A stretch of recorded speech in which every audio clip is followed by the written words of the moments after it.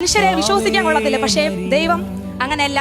നമ്മൾ വിളിച്ചാൽ വിളി കേൾക്കുന്ന ഒരു ദൈവം ഉണ്ടെങ്കിൽ നമ്മൾ സത്യസന്ധമായിട്ട് നിലനിൽക്കുക. കാരണം ഉടമ്പടി എടുത്ത മക്കളോട് എനിക്ക് പറയാനുള്ള ഒരു കാര്യമാണ്, ഇനി എടുക്കാൻ പോകുന്നുള്ളവരടുത്തും നമ്മൾ സത്യസന്ധമായിട്ട് ഉടമ്പടിയിൽ നിലനിന്ന് കഴിഞ്ഞാൽ, കള്ളവും അസൂയയും ഒന്നും കാണിക്കാതെ സത്യസന്ധമായിട്ട് നിലനിന്ന് കഴിഞ്ഞാല് ദൈവം വലിയൊരു അത്ഭുതം പ്രവർത്തിക്കും.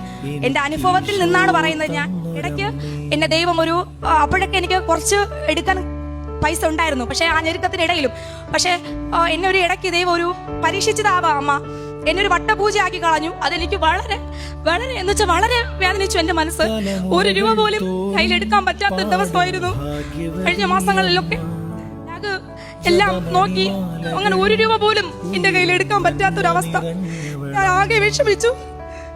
എന്നാലും ഞങ്ങള് കൃപാസനത്തിൽ ഞങ്ങൾ അടിയുറച്ച് വിശ്വസിച്ചു, അവരെ കൈവിട്ടില്ല.